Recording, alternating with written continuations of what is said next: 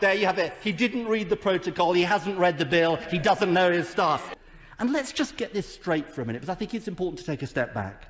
What the Prime Minister is coming to this House to tell us today is that his flagship achievement, the deal he told us was a triumph, the deal he said, as I said, that was oven-ready, the deal on which he fought and won the general election, is now contradictory and ambiguous. Madam Deputy Speaker, what incompetence! What failure of governance! And Madam Deputy Speaker, how dare he try and blame everyone else? Can I say to the Prime Minister, this time he can't blame the Right Honourable Member for Maidenhead, he can't blame John Major, he can't blame the judges, he can't blame the civil servants, he can't sack the Cabinet Secretary again. There's only one person responsible for it, and that's him. This is his deal, it's his mess, it's his failure. For the first time in his life, it's time to take responsibility. It's time to fess up. Either he wasn't straight with the country about the deal in the first place, or he didn't understand it. Because, Madam Deputy Speaker, a competent government would never have entered into a binding agreement with provisions it could not live with. And if such a government somehow missed the point but woke up later, it would have done what any competent business would do after it realises it can't live with the terms of a contract.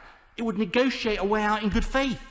And that's why, Madam Deputy Speaker, this is also unnecessary, because there is a mechanism designed for exactly this purpose in the protocol, in the agreement, the Joint Committee on the Northern Ireland Protocol.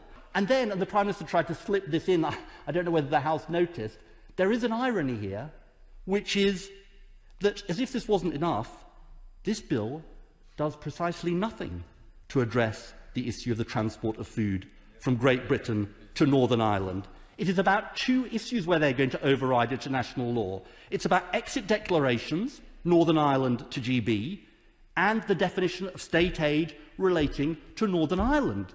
Now, if the Prime Minister wants to tell us that there's another part of this bill that I haven't noticed that will deal with this supposed threat of the blockade, I'll give way to him. I'll very happily give way to him and tell me, he can tell us, I'm sure he's read it, I'm sure he knows it, I'm sure he knows it in detail because he's a details man.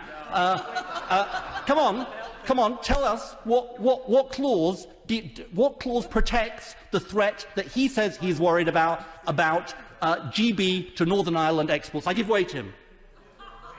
Well, the Right Honourable Gentleman can't give way unless he's asked to.